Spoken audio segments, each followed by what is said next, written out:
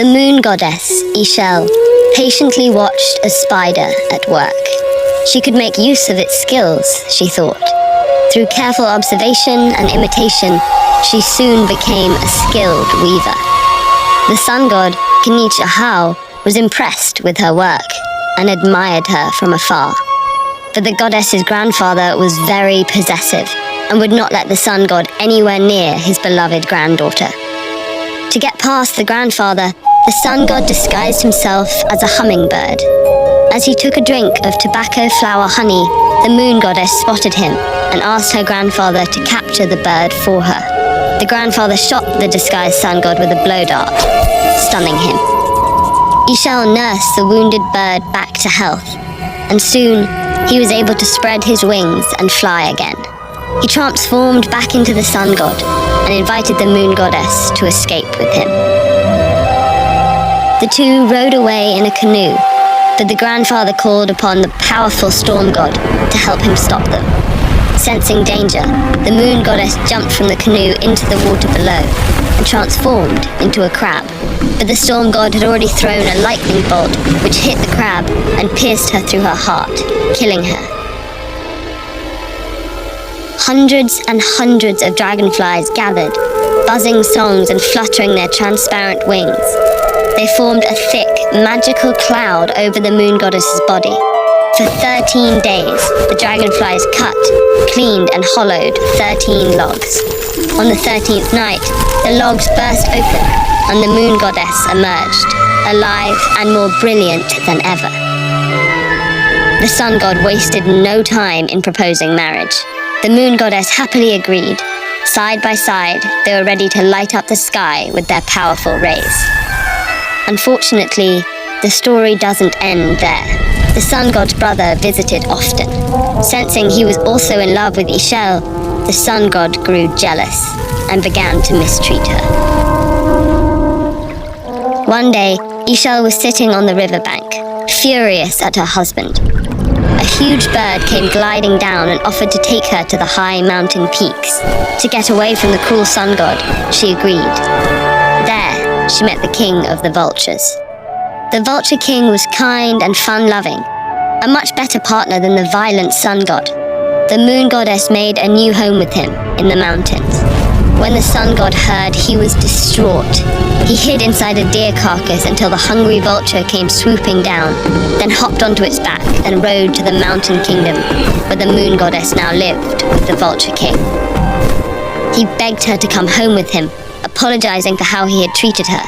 The kind and forgiving goddess took pity on him and agreed to go back. But Hao soon began to show his true nature again. He struck her, scarring her face and dimming her bright rays. Ishel flew off into the dark. From then on, she vowed to appear only at night. She befriended the stars and combined her pale blue rays with their light to guide night travelers to safety. She used her healing gift, which she had once used on the wounded sun god, to cure people who were ill. Today, Ishel is so widely known that she's become a symbol of Maya culture, but archaeological evidence suggests that for ancient Maya, Ishel and the moon goddess were separate deities. In the retellings of Maya people and the records of anthropologists, the two have merged, so that Ishel's story extends beyond the limits of the historical record. Her story, like all myths, isn't just one story.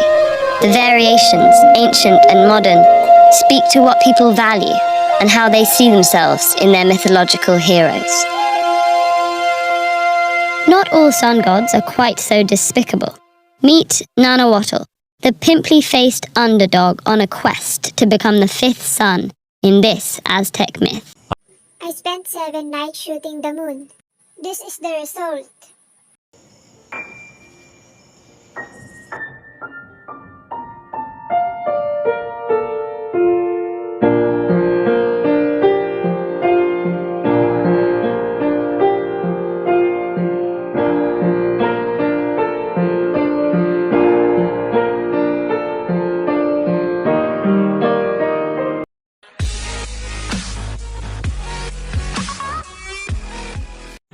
Moon, moon, I am a moon.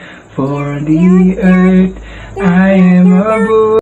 I'm Earth's only natural satellite. From the sun, I reflect light. You can see me in the evening. Oh, oh, it's a wonderful feeling. Moon, moon, I am the moon. For the earth, I am a moon. Sometimes I'm half, sometimes I'm full. That makes me look cool. Sometimes I'm a crescent. I am curved and not bent. Moon, moon, I am the moon. For the earth, I am a moon. I am made of rock, and I have fun around the clock. I have many glitters on me. I'm very cool, you see. Moon, moon, I am the moon. For the earth, I am a moon.